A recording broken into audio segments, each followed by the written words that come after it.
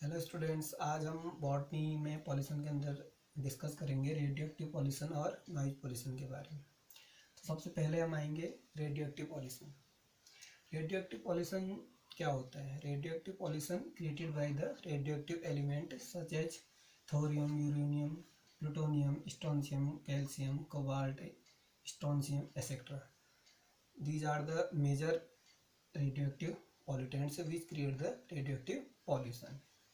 तो radioactive pollution के source क्या होते हैं? Nuclear blast. जैसे हम देखते हैं इसमें क्या होता है, न्यूक्लियर ब्लास्ट की वजह से भी होता है, जिसमें हम क्या करते हैं, हैवी मेटल्स का यूज करते हैं। थोरियम है, यूरेनियम है, प्लूटोनियम है, और इससे क्या होती है, alpha beta and gamma rays निकलती हैं जो क्या करती हैं, रेडिएशन पैदा करती हैं। इसके बाद हम देखते हैं न्यूक्लियर एक्सप्लोजन होता है, एटम बॉम्ब के एक्सपेरिमेंट होते हैं। तो इससे क्या होता है, जो लेयर होती है वो इन्वायरमेंट पे आ जाती है, और अपर लेयर जो होती है इन्वायरमेंट की, एटमॉस्फेयर पे जो ये पॉल्यूटेंट होते हैं ये स्प्रेड हो जाते हैं, और ये क्या होते हैं, सेवरल ईयर्स तक इन्वायरमेंट पे रहते हैं और तरह तरह की डिजीज़ कॉज करते हैं, और धीरे धीरे ये फूड चेन पे शामिल हो जाते हैं, ट्रीज पे चले जाते हैं, प्लांट्स पे चले जाते हैं और फूड चेन में शामिल होते हैं, और सेवरल ईयर्स तक इसके इफेक्ट आते रहते हैं जहाँ जहाँ भी इनके सेंटर्स होते हैं। जैसे इसका एग्जांपल हमारा है नागासाकी और हिरोशिमा पे जो बम ब्लास्ट हुआ था 1945 में, वो आज तक उसके सिम्टम्स हैं, और आज तक वहाँ प्रीमेच्योर एज, तरह तरह की डीपनेस, तरह तरह के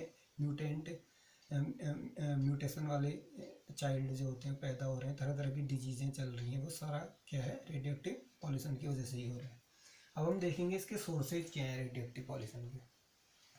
फर्स्ट हम कर चुके हैं इसके बारे में पहले ही बात, न्यूक्लियर ब्लास्ट। न्यूक्लियर ब्लास्ट जो है, इस समय क्या है, देशों के अंदर अपने आप को पावरफुल देश घोषित करने के लिए न्यूक्लियर ब्लास्ट करने की होड़ सी मची हुई है। हर देश चाहता है कि हम पावरफुल कंट्रीज में आए, तो न्यूक्लियर ब्लास्ट टेक्निक्स को यूज़ करने में लगे हुए हैं, न्यूक्लियर एक्सप्लोजन करने में लगे हैं, जिसकी वजह से क्या होता है कि तरह तरह का रेडिएशन उन इलाकों पे हो रहा है जहाँ जहाँ उनके न्यूक्लियर ब्लास्ट सेंटर है, उसके आसपास के एरिया पे तरह तरह की डिजीजें हो रही है।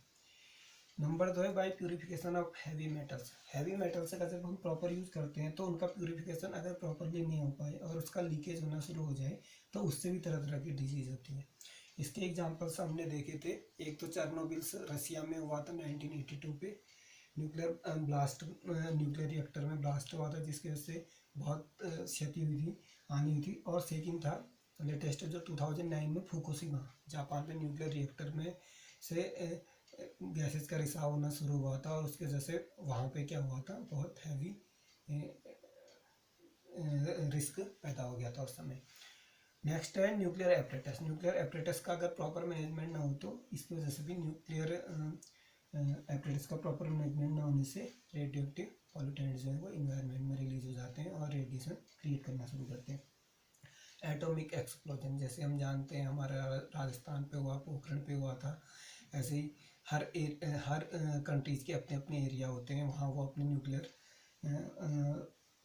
टेस्ट करते हैं, एटॉमिक एक्सप्लोजन करते हैं, और इसकी वजह से जो रेडिएशन क्रिएट होता है वो thousands of year, severals of years तक डिजीज कॉज करता है। रेडिएशन जो होती है वो इन्वायरमेंट में ही रहता है, एटमॉस्फेयर पर रहता है, और फूड चेन में क्या होता है, वो धीरे धीरे एंट्री कर जाता है।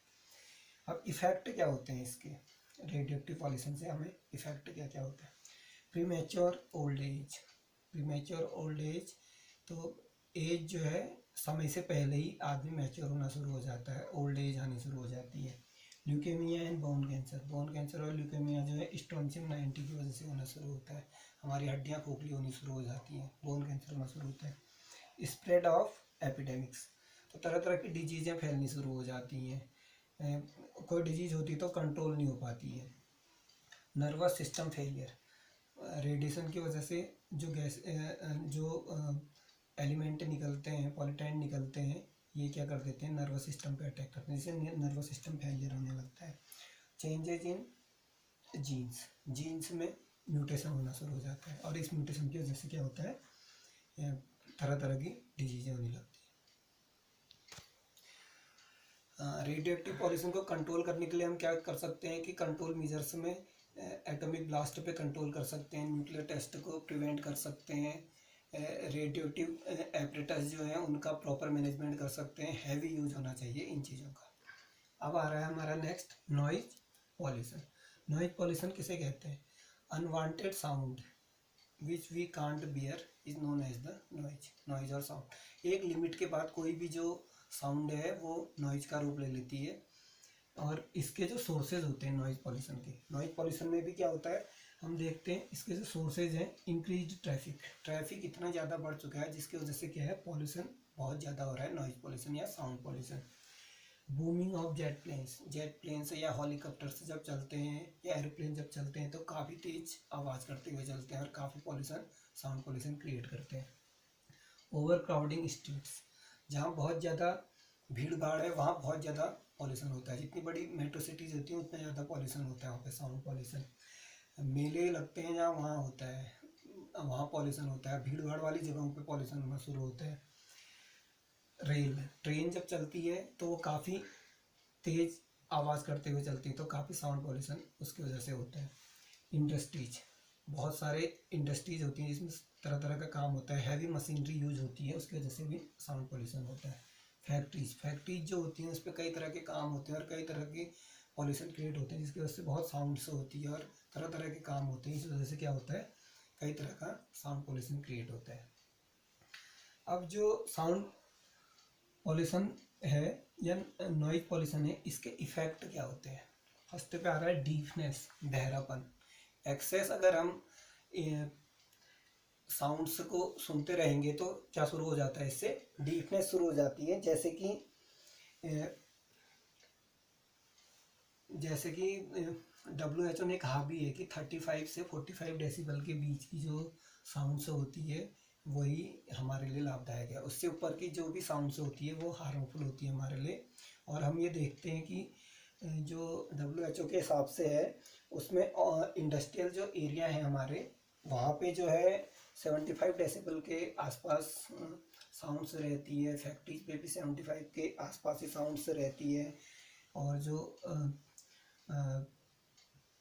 कॉलोनी वाली एरिया है वहाँ पे भी 60 डेसिबल के आसपास रहती है। तो जो आइडियल होता है वो 35 से 45 डेसिबल जो है वो आइडियल होता है। और 50 से ऊपर जो है वो हेडेक करना शुरू करता है, तरह तरह की डिजीजें करना शुरू करता है।